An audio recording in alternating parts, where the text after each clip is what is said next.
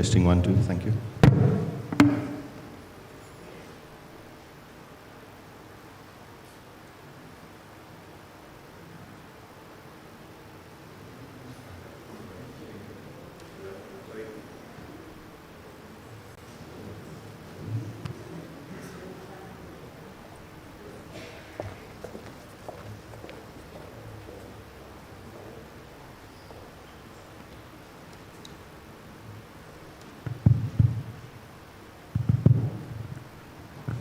Sorry, technical difficulties there. Afternoon, everybody. I'm Sunil, Sue's middle son. I'm going to be emceeing today. It's a tough day for us as a family, but most families will go through something like this.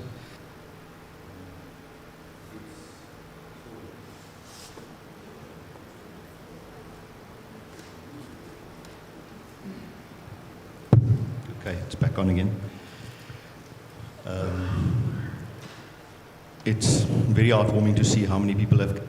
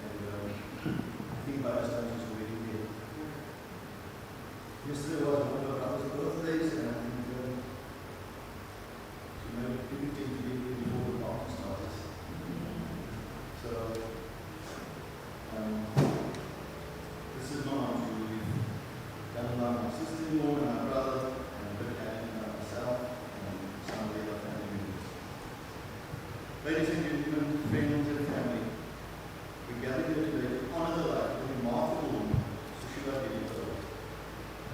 Our mother, grandmother, sister, aunt and friend.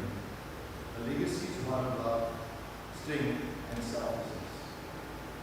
And though she is no longer with us, her memory will forever be etched in our hearts.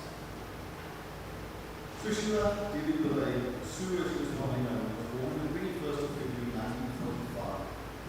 The eldest daughter to Devi Moon. It was actually Naidoo, but he was given a surname in the old dispensation, Moon, apparently because of his boldness, so it stuck with us in the family. So they always said we were real Moons, they didn't say we were Naidoos. It was always a real Moon.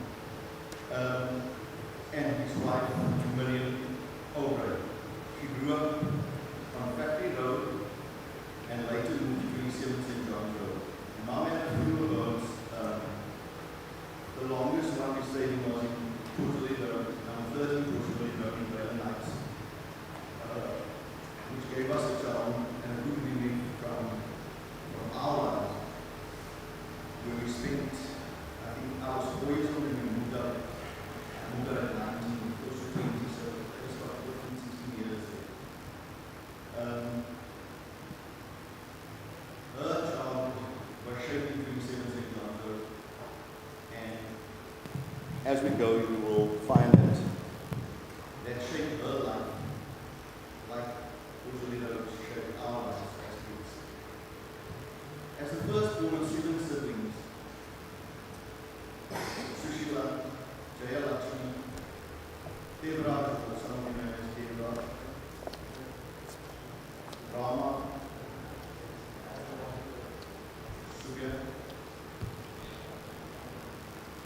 Madhavan, and Mergen. Sushila took on a role that went beyond that of a sister. She was the matriarch of our family, a guiding force who always cared deeply for each and every one of her siblings. As a young woman, Sue's heart found it matched with Trevor, the love of her life. Their union on the 31st of March 1965 was the beginning of a journey that would be filled with laughter, joy, and love that created their family. Together, they raised 3 sons, Yudesh, Emil Yudesh, Sunil, who got his dad's surname, second name Trevor, and so did Kiran, the 3rd son. And later, after her daughter-in-laws joined the family, Chantal and Priyoshni, we formed a clan and welcomed 5 grandsons. No granddaughters, unfortunately.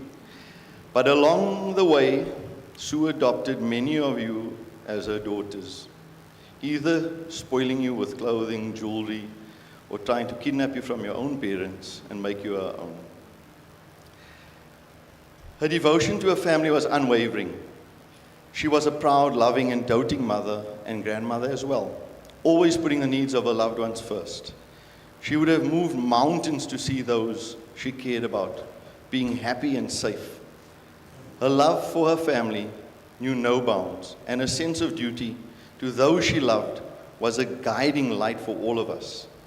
In her professional life, Sushila was known for integrity and her work ethic. She began a career at Dye & Dyer after she did a teaching course in Kimberley at Perseverance.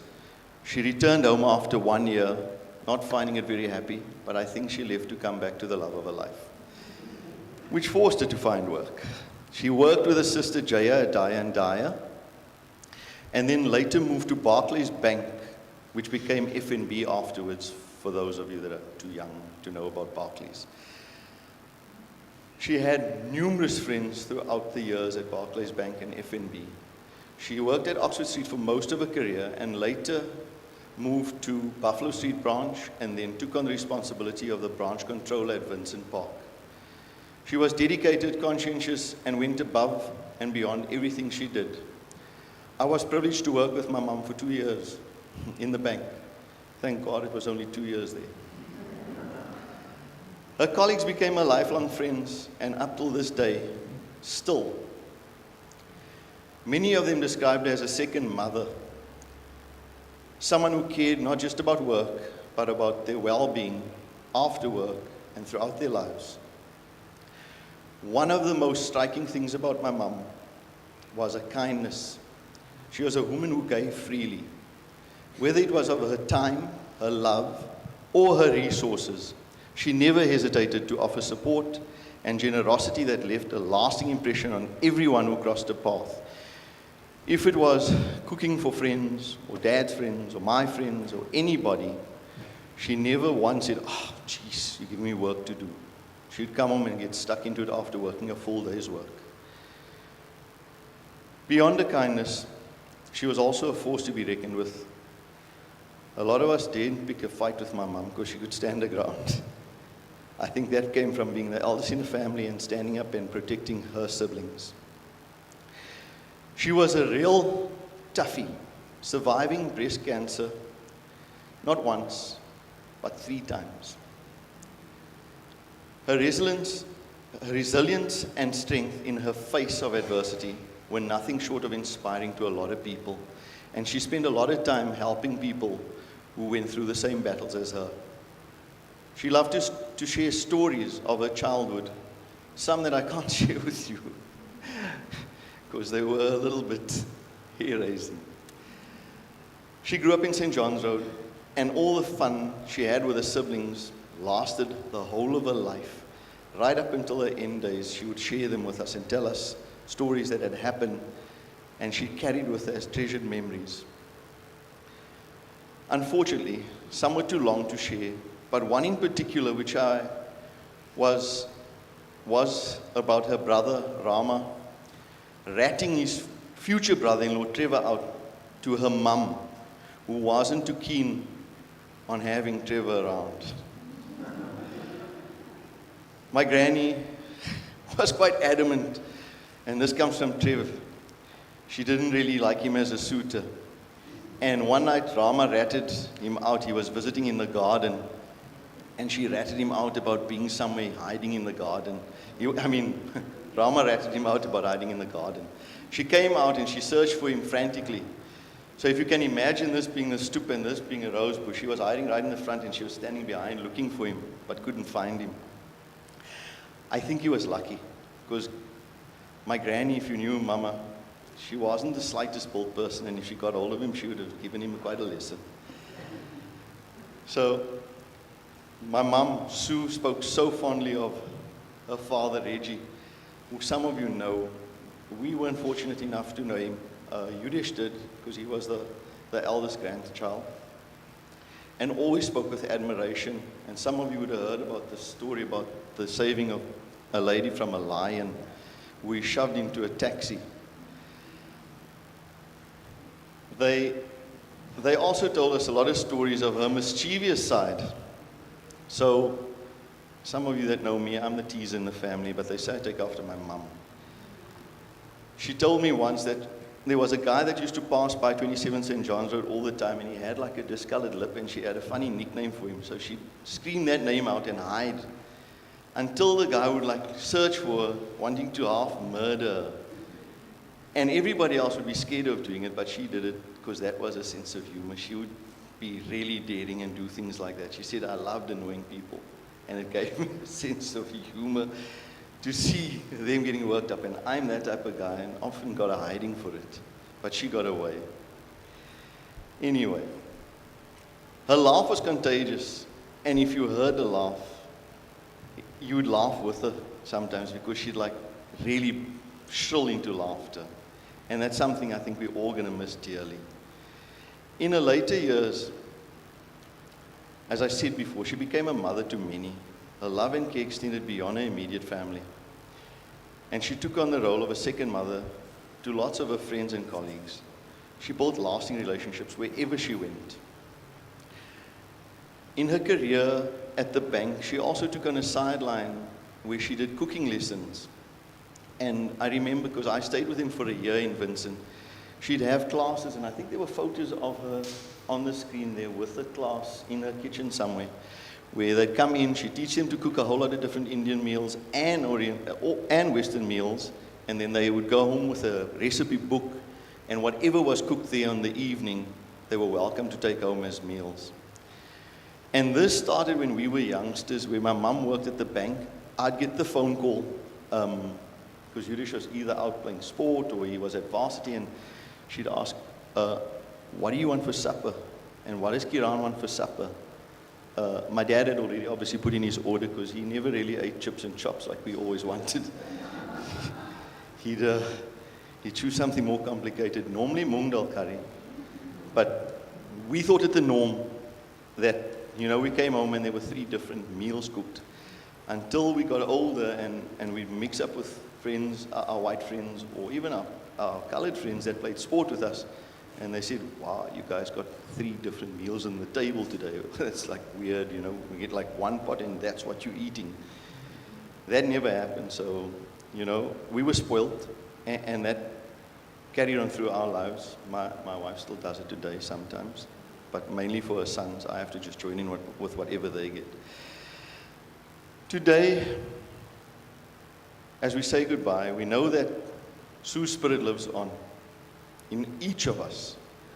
And the lesson she taught us, the love she gave us, and the memories we have, we hold dear. Mum, you are more than a mother to us. You are a friend. I seldomly called you Mum, I always called you Sue from a young boy. And your love will continue to guide us every day. You left an indelible mark on our lives, and for that we will forever be grateful. Rest in peace, Mum. We love you eternally and will miss your presence always. But your memories will forever live on. I'm going to call on Sudesh the eldest grandson to read a poem, and from there we'll take the next person. Suresh.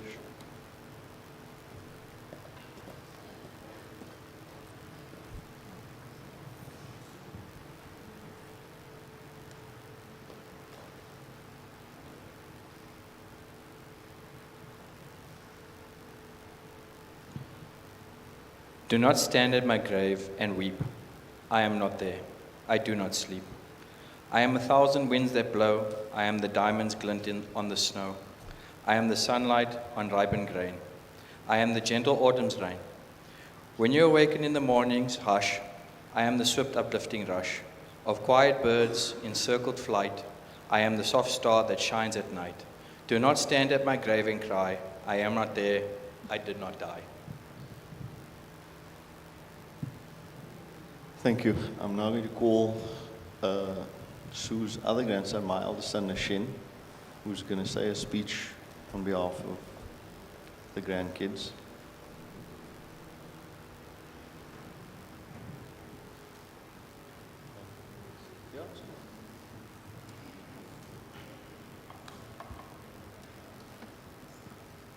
I can hear my granny's words. Nino, no tears now.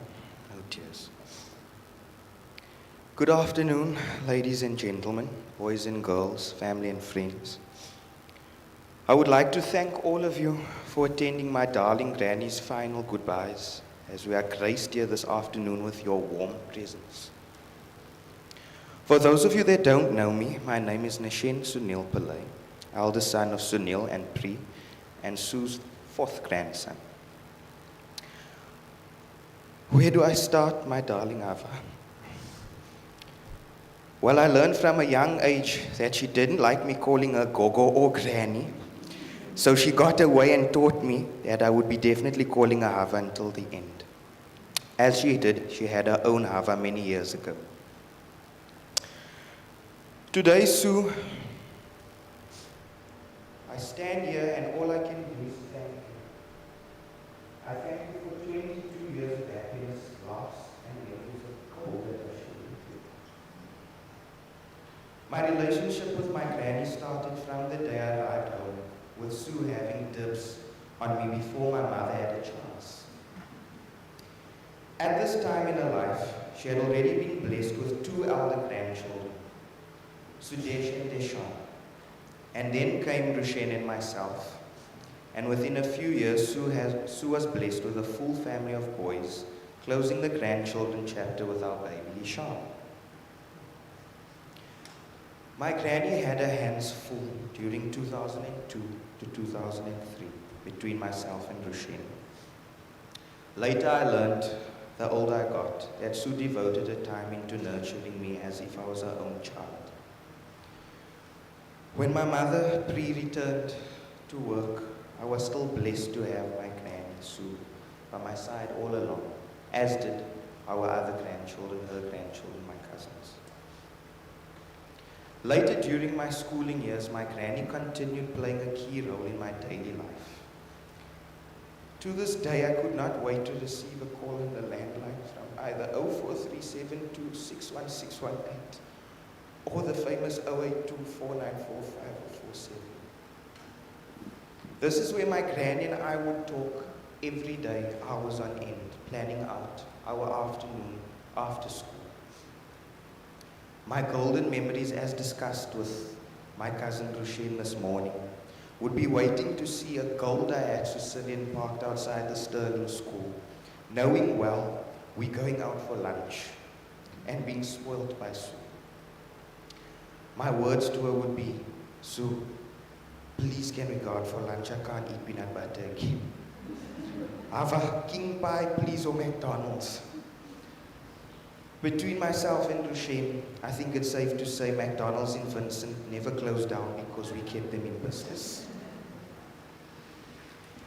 Another great memory of trying to practice shooting netballs into the hoops for school sports. There's Sushila standing in the distance, laughing at how many times I've missed the hoop already. Sue couldn't help but show myself and my friends what she was capable of. And yes, if you're wondering, Sue got the netballing 7 times in a row in front of everyone. I must admit, I was extremely spoiled by her. From our every Tuesday and Thursday missions after school, to buying bikes from Uncle Timmy and Auntie Shirani, to getting my first Vodafone starter phone because James the gardener had one. There was no option, but I had to get one too. That was Sue. Through all the materialistic things in life, my granny had time for her grandchildren, and a time that I appreciated so much today is all the secret stories from Torch Lily days to Vincent to Dorchester days. As she would say, that was my wild party days. In our later years, through my high school, my granny would spend Christmas or New Year's with my family and I in Hamburg, in her special place that brought her feelings and emotions closer to the great Subia Naidoo, Ramanji Naidoo, and Madhava Naidoo, who would have been 70 yesterday. Hamburg was where all the very famous Naidoo Pillays, Cassidy's and Obrays and Padiachis and more would be living lives fit for kings and queens during weekends and holidays away. When I was older, I would play history class and learn incredible things and why she spoke so highly about her brothers and her late friends, who she did miss for many years. She always told me as a child, Uncle Rama was like my twin and Mahdi was like my child. Learning more about her brothers and her family, I would speak for hours learning about why I called her Hava and how she had her own Hava on Papa Reggie Moon's side, and her Nani Henrietta or Letty Hopley, which was my great-granny Miriam's mother, and how they traveled from Kimberley by horseback, forming her family here on the coast today. This was also how I discovered how I was granted the nickname by her, "Come in my packet of all sorts," our mixed and diverse blood. These are smaller moments I shared with Sue, even while being away from home and studying in Cape Town. My lonely, depressed, morbid feelings of being away from home would quickly be suppressed at 8:30 in the evenings after our phone calls, which went from 5 minutes to an hour and a half every evening, where Trev would say, "You guys need to go to bed now." These phone calls carried on until last year, October, from 2022 to last year, October. However, all I can do is thank you and Trev for being that phone call away that fixed me like antibiotics for a sick patient. My Hava was a strong woman. Ate, Hava, and Akka, Mom, Granny. You were strong and you fought like a warrior through your cancer battles through the years. But always like the story we wish was never ending, we must reach the final page. Illness was something my beautiful Sue dealt with for many years, and with time the strong woman she was became tired. Seeing you in the end was very painful, but where you are now, I know exactly how free and happy you are, especially with your brothers and Papa and I. You were and still are my everything to me, your other grandsons, your 3 sons, your husband, your daughter-in-laws, your in-laws, your sister. You were their everything and still are. You were my book of secrets, which you always promised you would take to the grave. You were my shoulder to cry on. You were my dance partner as soon as Phil Collins, Zucchero, Demos Russos came. You were my phone call away that I will miss dearly. I thank you, Ava, for everything you have done. The hands that cooked the food, that brought the family together at the table, and the food that you would say in the corner, "Watch, the pot of food won't last an hour even." I thank you, Ava, for everything you have done. You brought the family together. You brought them closer. You were the person I think each person would agree you laughed the most and skinned the most with. All I wish now is that both my grandmothers lay and rest peacefully. I encourage those that sit here today, if you have the opportunity to have the same and if not a better bond with your mother, your grandmothers, nannies or avas, do so while they are still here and form a bond with them that cannot be broken. I suppose for now, Sue, this is my goodbye for now until I see you by the rainbow. Before I close, I have decided rather to read off a lyric sheet written by Michael Rutherford. I see your smiling face by the open door, as the morning light shining in your hair and in your eyes. And just a little way behind that smile of yours, I see another one, oh so far away. If only for 1 second I could hold you close to me. When the Master calls for me again, there's nothing that I can say or I can do. Goodbye, my love. Time has come to say farewell. I hear the call again.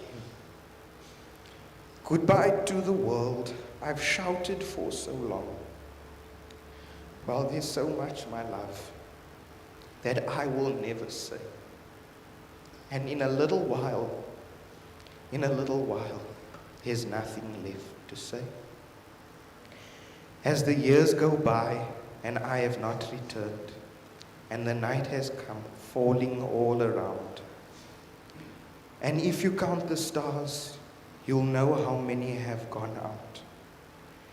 And when the Master calls for me again, there's nothing that I can say or I can do. Stand in the sun, shut your eyes and feel the world. It's changing every day.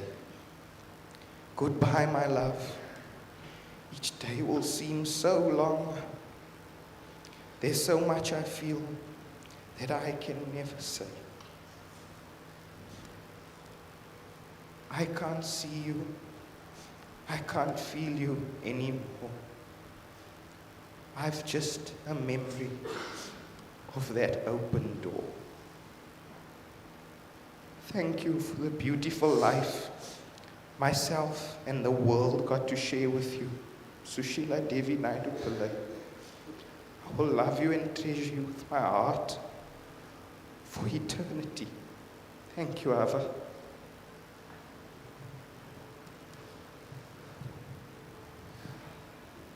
Sure. Thank you, Nishin. You were stronger than me today again.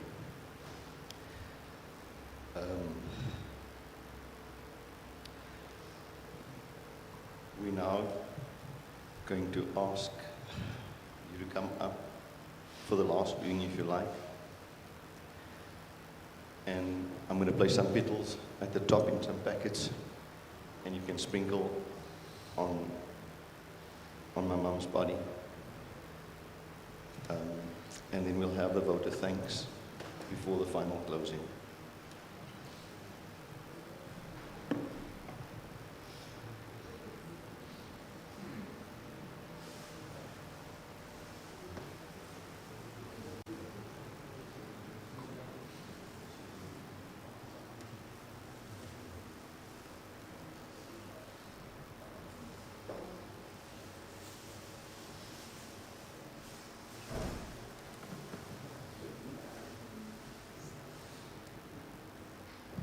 Sorry, folks, I got a bit emotional. Is there anybody who would like to come up and say anything?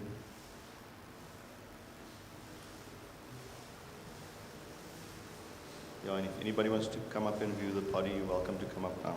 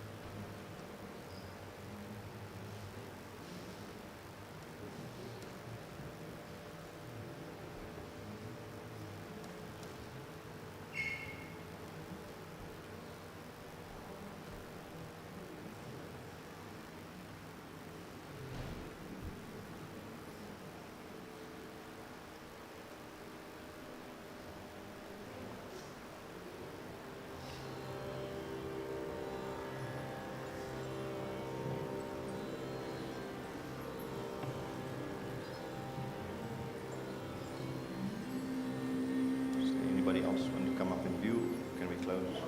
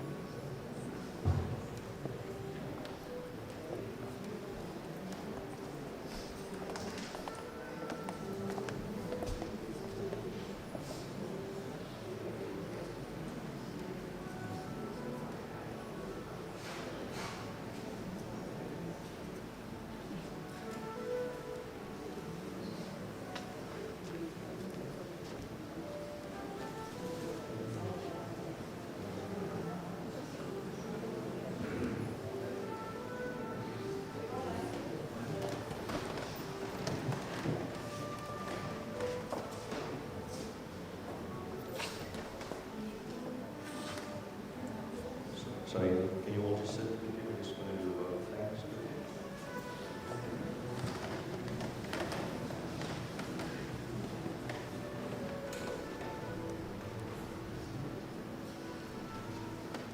Good afternoon, family and friends. The presence here today is reflective of the number of lives, as Sushila mentioned, that our precious Sushila had touched and actually moved. I would like to take this opportunity on behalf of the Pillay family to thank the following contributors to today. His London Private Hospital and staff, Dr. Governor, Dr. Jam Jam, the Net 11 staff, Mandarin Funeral Parlor, the SS Alim and the Budget Group, Morgan, thank you as well. The Gujarati Mango for the use of the hall today. Ms. N. Reddy and Ari for today's catering. Family and friends who will their kind and thoughtful catering contributions over the past few difficult days. Mr. Jerome Sam, No Media, Sylvia Toto, who has been with her Tisu at her side during a very difficult and ailing time. Those that have travelled from afar and out of town to attend today. Family and friends for the tantamount of messages and condolences received and your valued support during this difficult time of bereavement. And to everyone else who I may have forgotten, I do apologize who have contributed in any way whatsoever. Thank you. Uncle Trevor,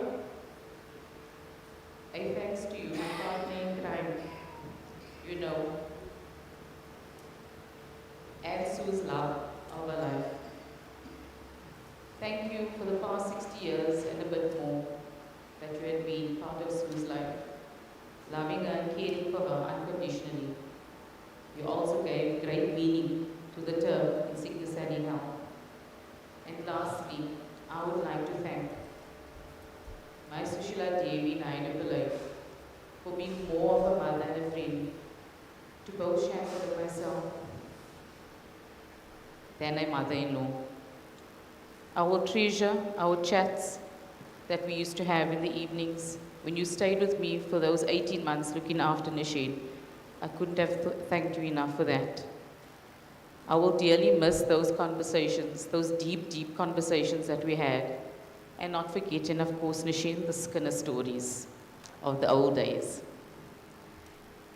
May your kind spirit, Auntie Sushila, continue to glow inside of your 3 beautiful sons forever. You will never be forgotten. Your memory will always be etched in my heart. On Wednesday, I lost another mother who had taught me what strength was that a woman should have. Although your feet were small, you have very, very big shoes to fill. And may your dear soul rest in eternal peace, and may Lord Shiva grant you, your soul, the highest level of moksha. Om Shanti Om.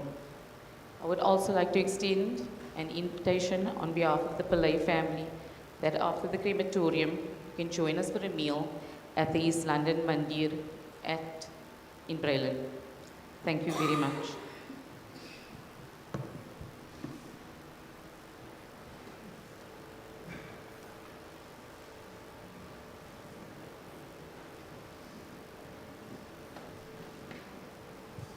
Can you all please stand?